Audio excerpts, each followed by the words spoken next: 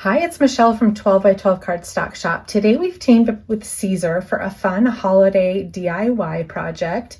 We're going to be customizing a Christmas stocking and then making a really beautiful shaker tag that's going to clip onto the edge of the stocking to hang on the mantle. So this is a shaker and it has all these beautiful specialty paper layers.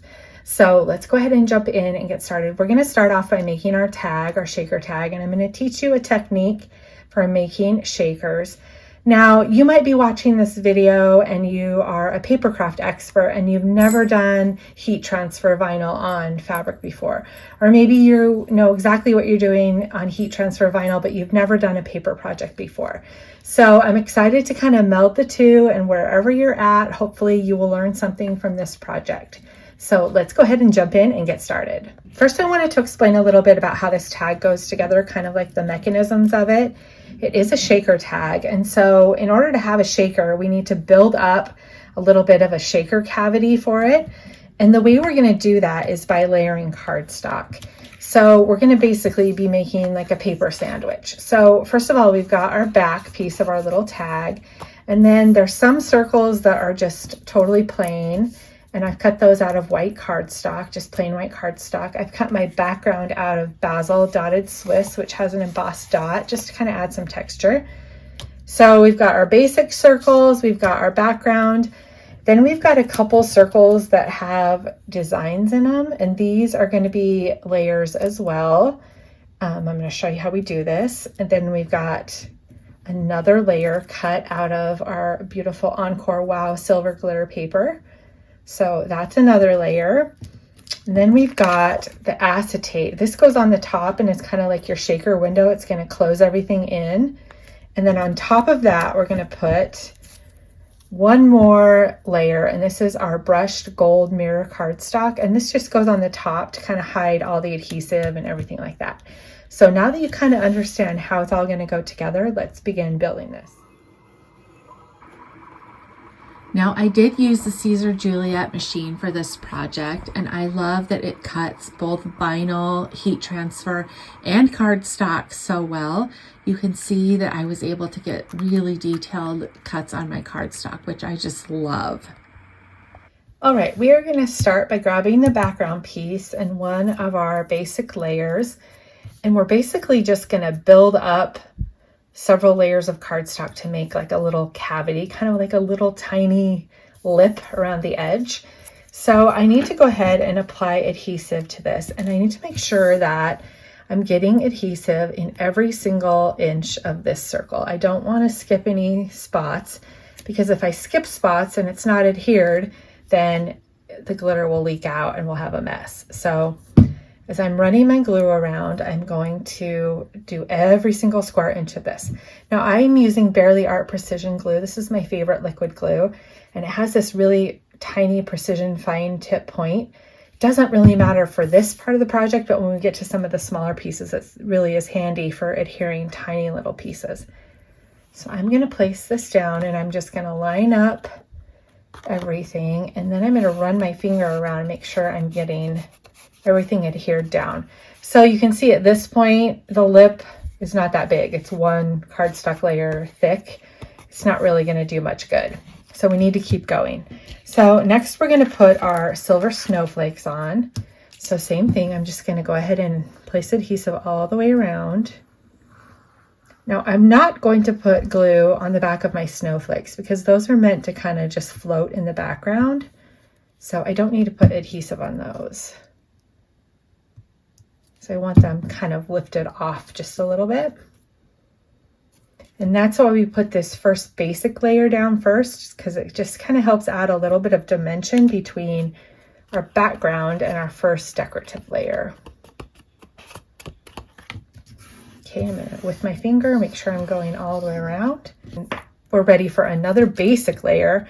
So as this gets layered up, you're not even gonna see these basic layers because they just kind of get sandwiched in there. That's why I just cut them out of like basic white cardstock, whatever color you have that's just kind of like scrap cardstock. You can use that, and they just are used to kind of keep adding dimension. The only thing I would say is that as it's hanging, you'll be able to see from the side. So like I'm making a pretty white, gold, and silver tag. I probably wouldn't want to add purple because you'll be able to see it from the side. So I'm just going to go around this with my finger. All right, so you can see we're starting to get a little bit of a lip there to catch things, but we're going to keep going.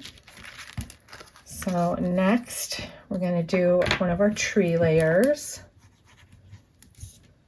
Again, I'm just going to line this up. It does help to kind of pick it up and shift it a little if you need to. That's why I really love liquid adhesive, because it gives you a minute to just kind of like move things around and align things. And I think this tree has a pretty delicate little stem on it. So I think I am going to use a piece of foam and just pop that up a little just to kind of help give it some stability. I want to adhere it to the back there, just keep it popped off from the back and also help it not wiggle around. All right, and then we are ready for our next.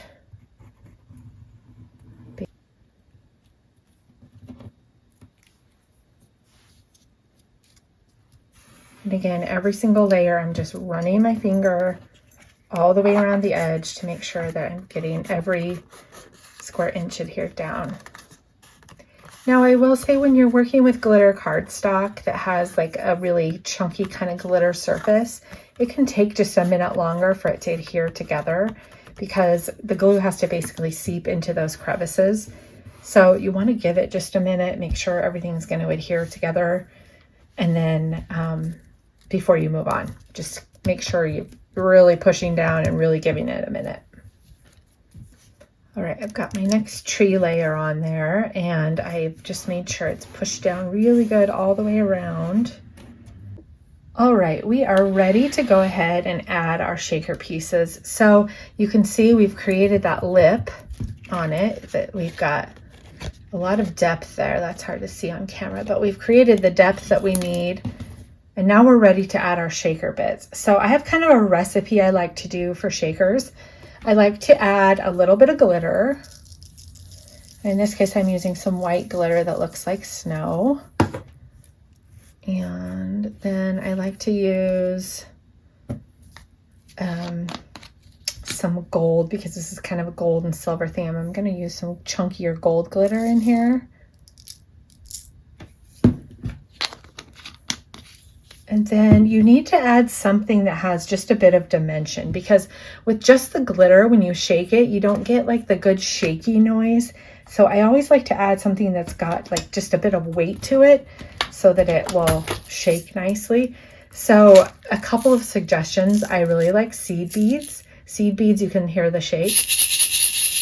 They have some weight, so they shake really nice. And then 12 by 12 Cardstock Shop sells these little rhinestone kits. They come with all different sizes of pearls, and we sell them in multiple colors. But the smallest size here sometimes is tricky to work with because they're so tiny. It's hard to glue them on individually. I find these are kind of like perfect for shaker bits too.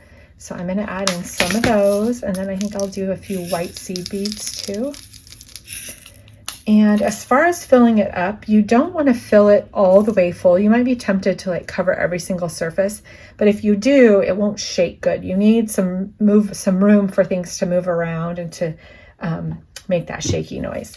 So fill it so that you can definitely see it, but then leave a little bit of room for the shaking.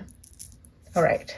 Okay, I think I've got everything in there. Now, one thing I'm going to do before I put my next layer is I'm going to run my finger around the edge here, make sure I don't have any glitter on my lip, because I won't get a good seal if there's glitter or seed beads or anything on that lip. So I'm just going to make sure that's clean.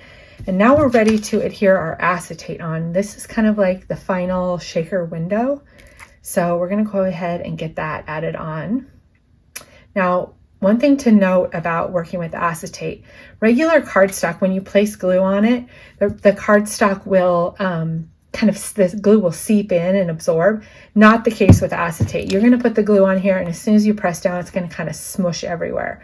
So you want to use enough glue to seal everything in, but not so much glue that it like globs out and looks like a kindergartner glued it together. So you're just going to have to find kind of the fine line. I would start with less, see if it seals good. If not, go back and add another layer.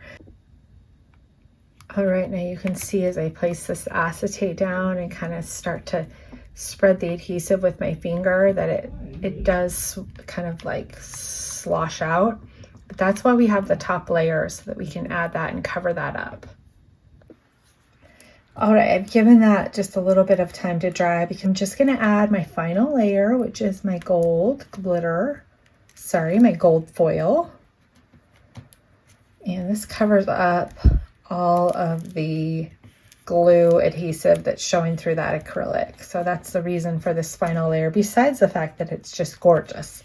It actually does double duty and covers up glue smudges too. All right, I'm gonna make sure that everything is adhered down, and then we're ready to shake. Oh, so it's beautiful and it has really good shakeability as well. And I just love it. All right, we are ready to move on to our stocking. So I grabbed this white stocking from Hobby Lobby.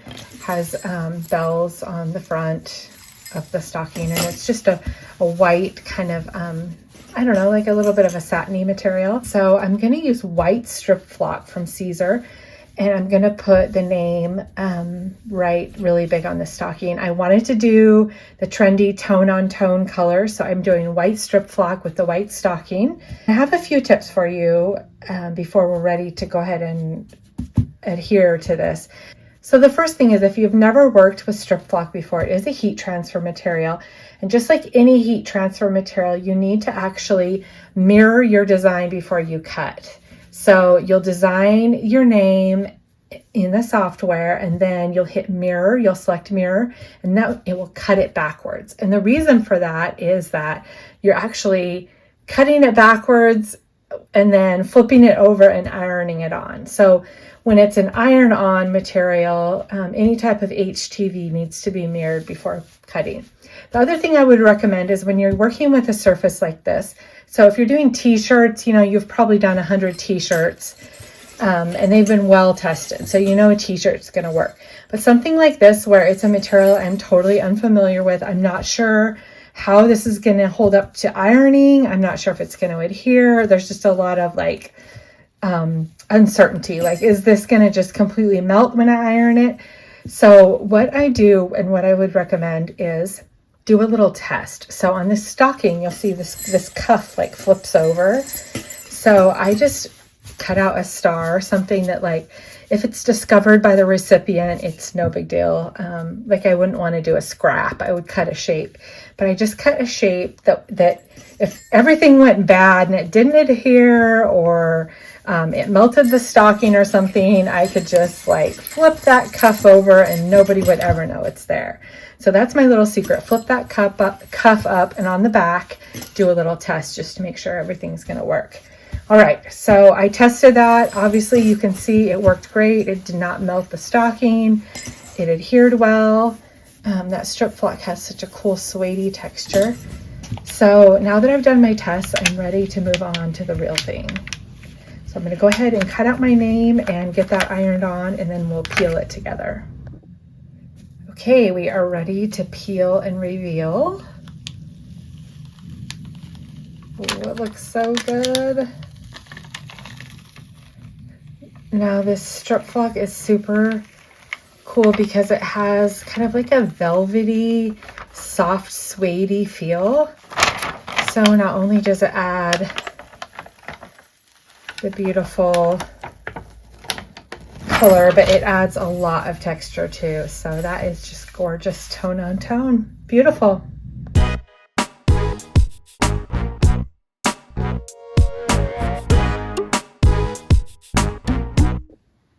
All right, as one final step, I'm going to teach you how to make a junk bow.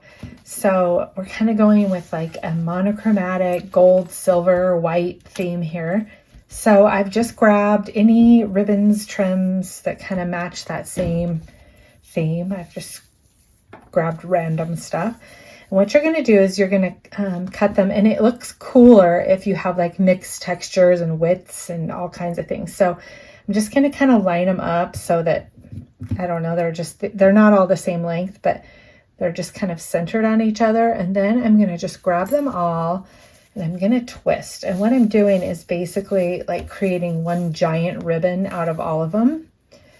And then that just allows me to kind of work with it easier. If you try to thread all 4 separately or like at once without them being twisted, it can get a little tricky. So that's how I just like line them up so I can get them all in there. And I've just threaded them through my tag, and now I'm going to tie them around the little stocking.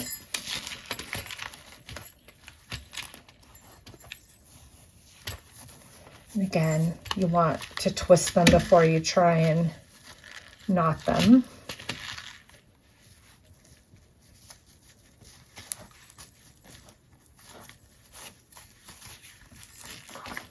All right. So now you could double knot them if you wanted, but you don't have to. And it just looks really pretty. Just like that. And then you can dangle them. They're all just kind of dangling down. And you can trim, after you get them tied, you can kind of trim them at different levels, different angles, just to kind of give it a little bit of interest. But the purpose of the junk bow is that it's supposed to just look, those scissors are worthless. Let me get some better scissors. Okay, much better. So you can just kind of trim these off however you want, and it's supposed to look messy and kind of like shabby chic and junky.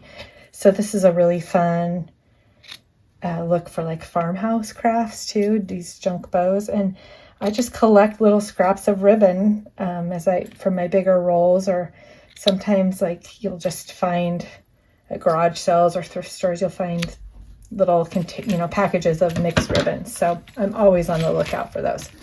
All right, that is our finished project. So we've got a cute little shaker tag and our monochromatic personalized stocking. This was such a fun project to make, and I hope you learned something. You can make these tags, switch out the colors and make, all kinds of different things. But this is such a great sensory project. It's got the bells and a shaker, and it's just going to look beautiful on the mantle. I'm planning to stuff this stocking full of gifts and give it away. I hope you've enjoyed making this project with me. Be sure and check out the Caesar Juliet machine and their StripFlock and some of the other cool HTV products they have, as well as 12 by 12 Cardstock Shop, where we have tons of specialty cardstock and papers. And when you just layer up the two, you create some truly beautiful creations.